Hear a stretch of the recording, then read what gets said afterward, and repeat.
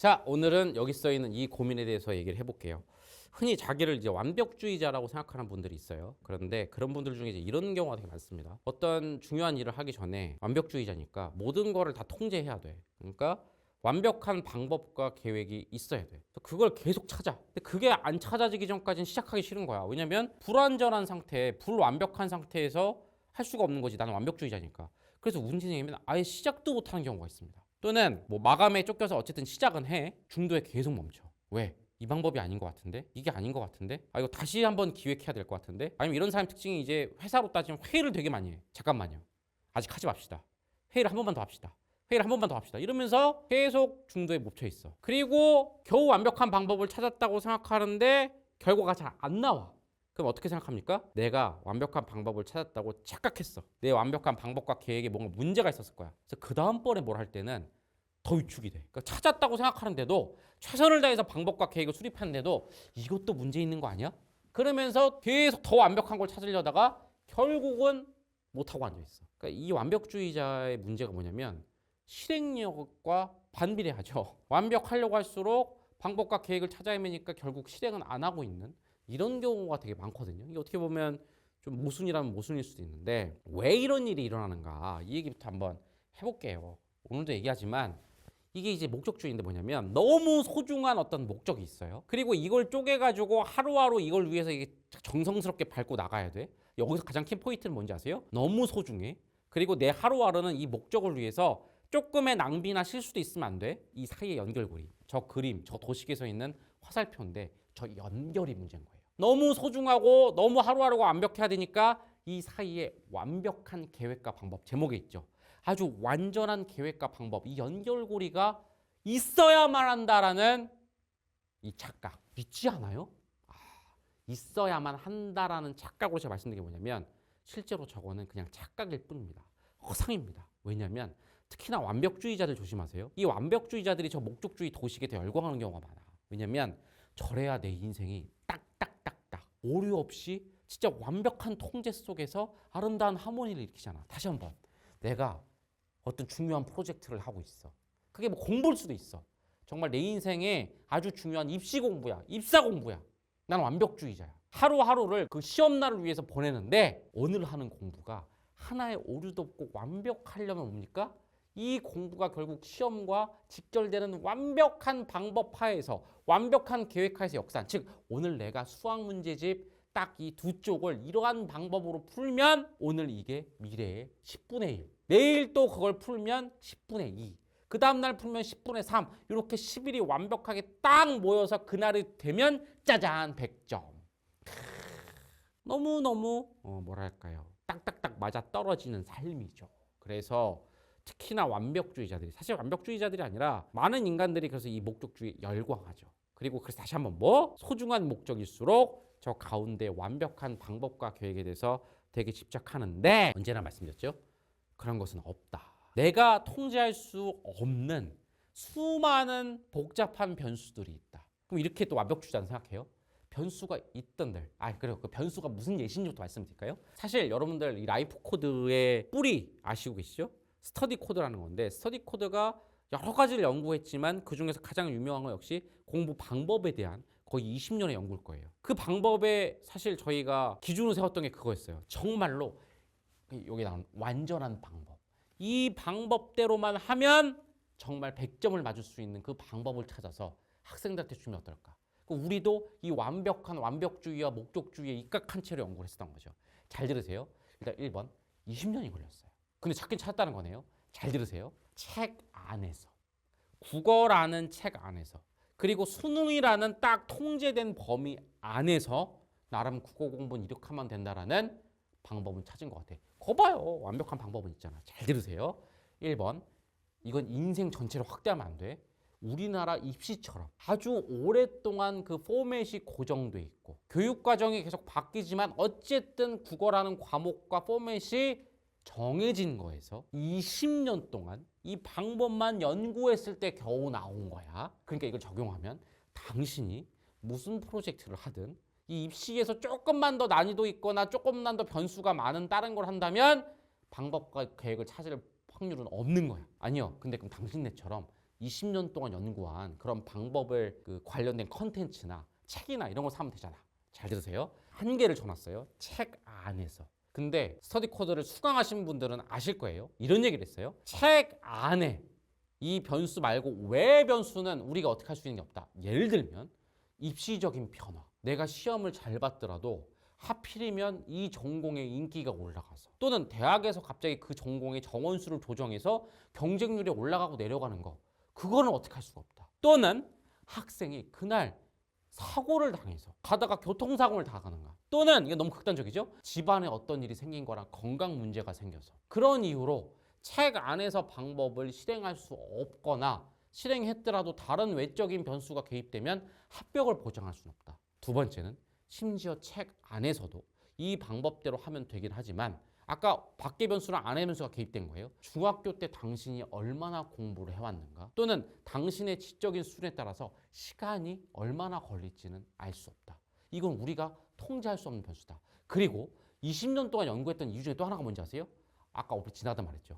교육과정이 바뀐다거나 수능에 어떤 출제 경향이 갑자기 바뀐다거나 포맷이 바뀐다거나 전혀 지금까지 나오지 않았던 신유형이 나온다거나 이러한 것들은 우리가 통제할 수 없는 변수의 범위가 있기 때문에 이건 어쩔 수 없을 때도 있다 라는 단서를 항상 달았어요. 지금 무슨 얘기냐면 최선을 다해서 20년 동안 이 내부에서 했지만 입시 전체로 보면 완벽한 합격이라는 전체로 보면 통제할 수 없는 변수들이 많다는 거예요. 어떠한 목적이 있어요. 어떠한 프로젝트가 있어요. 어떠한 마감이 있어요. 여기로 내 하루가 갈 때 내 노력 말고 내 완벽한 방법 말고 여기에 영향을 미치는 수많은 변수가 있다. 근데 이런 얘기도 해요.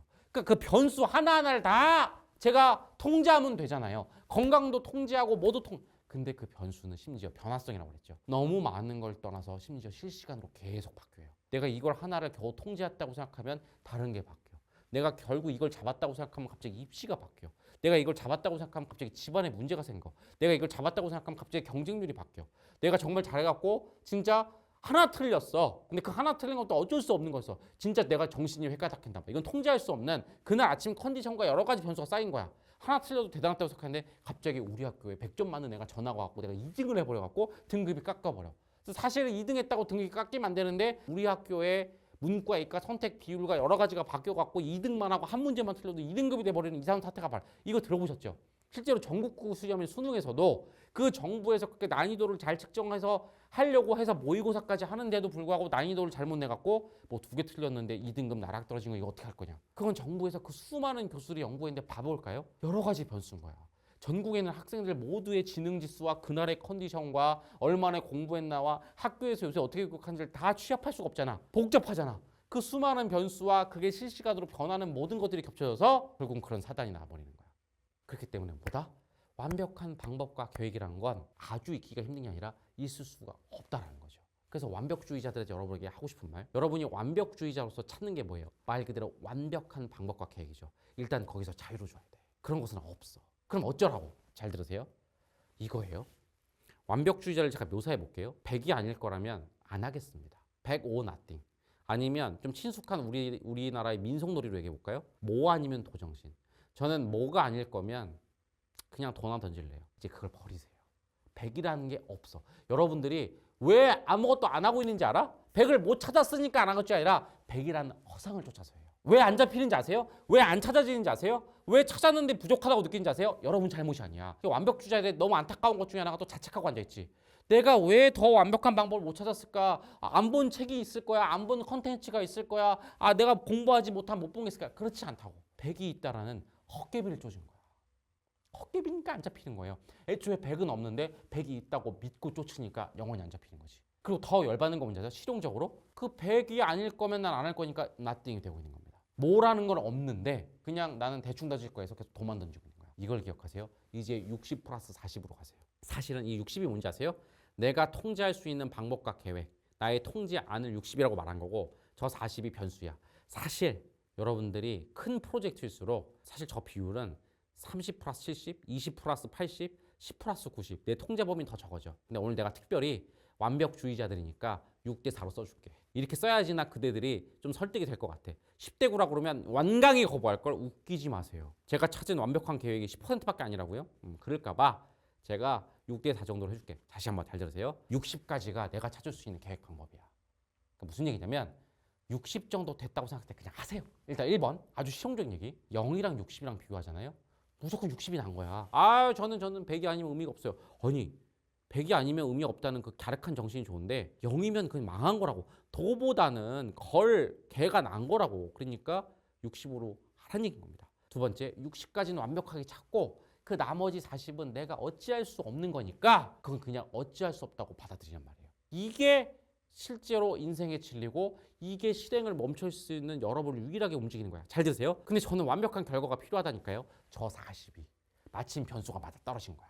아까 대학 공부를 얘기해 볼까요? 경쟁률과 모든 것과 모든 것이 마찬 떨어져 갖고 나를 위해서 딱 맞아 떨어졌어. 그러면 완벽한 결과가 나와 버리는 겁니다. 근데 그거는 내가 어찌할 수 없는 거야. 반대로 내가 완벽한 계획과 방법과 노력으로 60을 했어. 근데 결과가 완벽하게 안 나올 수 있어. 여러분들은 뭐라고요? 저 연결성. 내가 완벽한 하루를 보내면 결과도 완벽해야 된다. 이거 잘 이루어지라고. 완벽한 하루를 보냈더라도 결과가 완벽할 수 있어요. 이거는 내 역할은 60%밖에 안 되는 거야. 거꾸로 완벽한 계획과 방법으로 공부했더라도 하루를 보냈더라도 결과, 이 목적은 완벽하지 않을 수가 있어. 그렇다고 해도 그건 내 잘못이 아닌 거야. 무슨 말인지 알겠죠? 근데요, 이거는 저는 솔직히 너무 대충 살라는 것 같은데요. 그러니까 이 말이잖아요. 결과가 안 나와도 어쩔 수 없다는 걸 받아들이라는 거잖아요. 저는 그럴 수 없어요. 그럴 수 없겠죠. 왜냐하면 당신은 완벽주의자니까. 이 완벽주의자의 더 근원적인 본질을 그래서 우린 이해해야 됩니다. 저는 완벽주의자 나쁘다고 생각하지 않아요. 완벽주의자 사실은 어떤 사람들이냐면 누구보다 자기 삶을 아끼는 사람들이어서 그래. 정말 자기 삶을 가치 있고 의미 있게 살고 싶어서 100을 원하는 거야. 저는 그 마음은 갸륵하다고 봐요. 근데 문제는 뭐냐면 그 가장 밑에 있는 내 삶을 허투루 살고 싶지 않아. 내 삶은 너무 소중해. 이건 너무나 중요해. 우리 커뮤니티 회원들도 다 이것 때문에 모인 거야. 우리의 가장 근본의 근본은 이거야. 근데 문제는 뭐냐면 이 위에 올라가는 이 의미 있는 삶을 만드는 방법에 대한 인생관이 이게 오류가 된 거야. 잘 들으세요. 완벽한 방법을 찾는 완벽 방법 매니아야? 당신은 내 인생을 너무 소중하게 생각하니까 완벽한 방법으로 잘못된 방법을 차용했어. 100점짜리 계획은 있다. 이게 결합돼서 완벽한 결과가 나올 때만이 내 인생은 의미 있다. 이게 잘못된 거예요. 대전환을 일으켜야 됩니다. 진짜 완벽한 인생은 완벽한 결과를 만들었을 때 오는 게 아니야. 진짜 완벽한 인생은 나에게 허용된 60 있죠. 그것을 충실히 했을 때, 또는 쉬운 말로 할까요? 과정이 있고 결과가 있죠. 이 과정을 내가 정말 충실하게 했을 때 거기서 끝. 거기서 의미를 찾아야 돼. 그 결과는 뭐다? 그냥 따라오면 땡큐, 안 따라오면 아쉽다. 그냥 내가 어찌할 수 없는 따라온 걸로 생각해. 다시 당신들의 인생을 소중하게 생각해.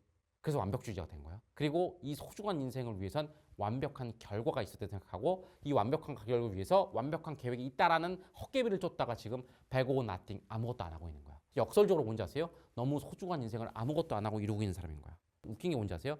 완벽주의자가 거꾸로 겉에서 보면 아무것도 안 하는 그 무기력한 사람과 똑같이 보여요. 왜냐하면 배고 나띵이니까. 방법과 계획이 나오기 전까지 아무것도 안 할 거야. 아무것도 안 할 거야. 그것만 주어진다면 할 건데 저런 어설픈 거는 하고 싶지 않아. 확신이 들고 싶지 않으면 아무것도 안 할 거야. 이러고 가만히 있어. 잘 들으세요. 0이면 정말로 내 인생도 그냥 0인 거야. 이게 내 소중한 인생은 결과로 결정된다라는 사고방식에서 온 거죠. 근데 만약에 저 6대4를 받아들이는, 일단 받아들여야 돼. 왜 그런지 아세요? 인생관을 그냥 억지로 바꾸자가 아니고 저게 진리라니까? 저게 인간과 사회의 진리예요. 내가 통제할 수 없는 게 너무 많아. 일단 받아들이라고. 그래서 바꿔낸 게 뭐냐면 제가 본질 얘기한 거야. 당신이 완벽주의자인 건 뭐냐면 결과를 완벽하게 하고 싶은 게 아니야. 실제로 당신이 완벽하고 싶은 그 욕구의 근원은 인생을 잘 살고 싶은 거라고. 잘 살기만 하면 되는 거잖아.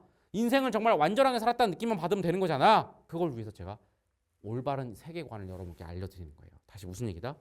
여러분의 인생의 의미는 완전한 과정 속에 있는 거야. 결과에 있지 않은 거야.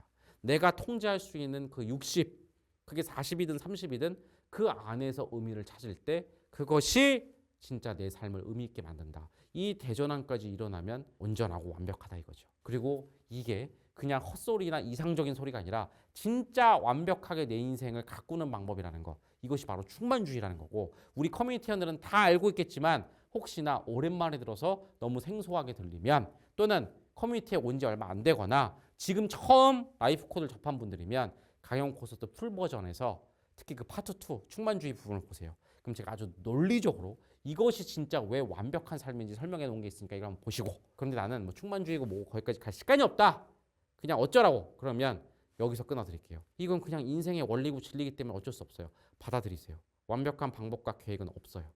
당신은 지금 헛개비 100을 찾다가 0을 하고 있어. 아무것도 안 하고 있어. 인생의 진리는 6대 4입니다. 6을 하는 겁니다. 4는 어쩔 수 없어요. 6을 하는 겁니다. 4가 운 좋게 맞아 떨어지면 100이라는 완벽한 결과가 올 거고, 운이 안 떨어지면 내가 60을 아무리 완벽하게 했더라도 결국 완벽한 결과는 오지 않아요. 완벽한 결과라는 건 내가 통제할 수 없습니다. 그리고 그래서 그걸로 인생을 기준으로 삼으면, 그 결과로 기준으로 삼으면 결국 불행과 집착과 강박밖에 없어요. 실제로 이 고민하고 있는 완벽주의자들 지금 상태 어때요? 행복하신가요? 아니죠. 아무것도 안 하는 무기력과 비슷한 상태, 또는 계속 완벽한 방법을 찾는 강박, 불행, 불안, 여기에 휩쓸려 있죠. 그 이유는 뭔지 아세요? 인간의 기본적인 삶의 원리에 어긋나게 했기 때문에. 105원 나띵이라는 말도 안 되는 헛개비로 자신을 맞췄기 때문에 계속 불행해지고 있는 겁니다. 6대 4의 세계로 오세요. 그래서 뭐 적어도 충만주의니 뭐니 복잡하면 이것만 기억해라. 당신이 완벽하게 찾는 100이란 것은 없다. 맥시멈 찾아봤자 60일 것이다. 사실 비밀 60도 안 되고 30밖에 안 될 것이다. 그러면 힘 빠진다. 그냥 못하러 사나 심다. 죽어버리고 싶다. 0. 그 30 속에 사실은 어마어마한 실제 100이 들어있다. 이런 흥미거리만 남겨주고 오늘은 아주 따끔하게 그럼 여기서 끊겠습니다. 100은 없어요. 그만 찾아요. 그만 찾아. 그냥 60 정도 찾았다고 생각되면 바로 실행해. 또 완벽주의자는 이럴 수 있어. 근데 제가 60을 찾았는지, 60은 비우라고. 열심히 방법과 계획을 찾고 이 정도 됐다 싶으면 해.